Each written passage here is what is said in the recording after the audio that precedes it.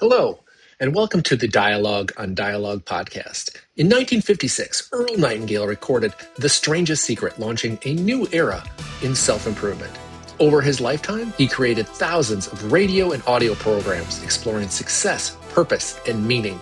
This project is my personal reflection on those ideas, what they meant then, and how they apply now, as I work to put them into practice, and invite you to come along for the ride. Episode 39, System for Achieving Goals.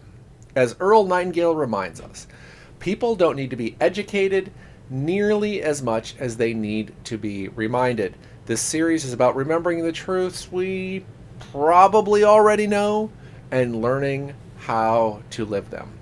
This week's episode is brought to us by President Aaron Dents over at the Dents Group.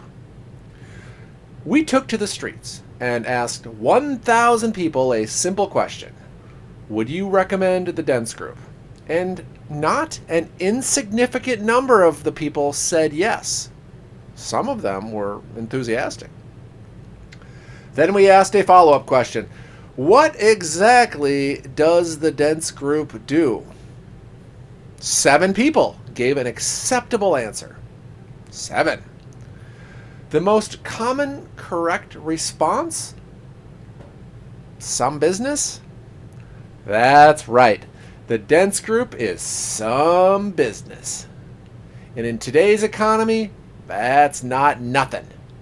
So if you need help with your importing or exporting or putting the doodads up on top of the sparkly things, President Aaron Dents is your guy. Call the Dents Group. Ask for the president. And let him know he has some business. This is a satirical ad. No one is paying me nothing. Although, if they were, I would confidently say they are some business. In today's episode, Earl continues his theme that service and contribution are the real mechanisms behind getting what we want out of life.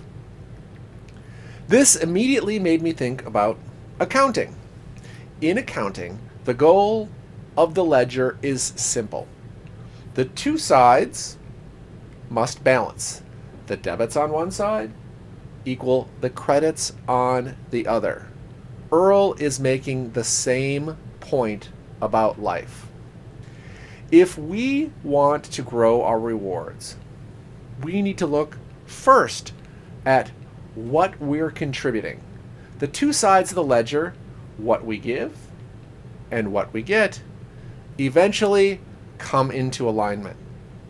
If we want more, we must first become more useful. The narrator of the audiobook then retells the biblical story of the master who gave his servants talents to manage while he was away. When the master returns, he praises the first 2 servants who put their talents to work and doubled what they were given. But the servant who buried his talent in the ground and returned only what he received is cast out. Earl uses this story as a metaphor for our own lives. Each of us has different skills, abilities, and opportunities. The more we put them into the world in service of others, the more we grow and the more we receive in return. Talent that is hidden doesn't multiply. Talent that is used does.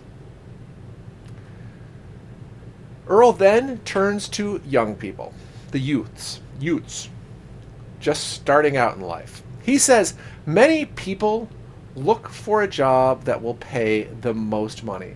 And while there's nothing wrong with that, with wanting financial security, he offers a deeper challenge. If the only thing you seek in your life's work is wealth, then at the end of your career, money may be the only thing you have to show for it.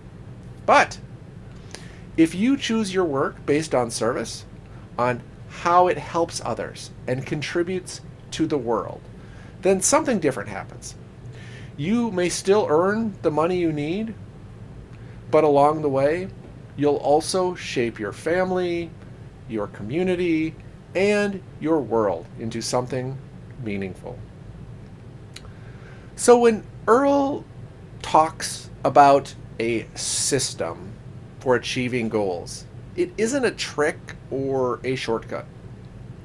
It's a principle.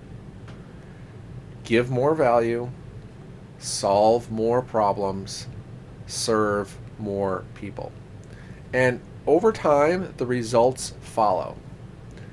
So, episode 39 leaves me with this reflection. Life keeps its own ledger. What we put into the world has a way of finding its way back to us. And the surest system for achieving meaningful results is sustained, sincere service. Until next time, remember, the answers are older than we are and just as relevant today.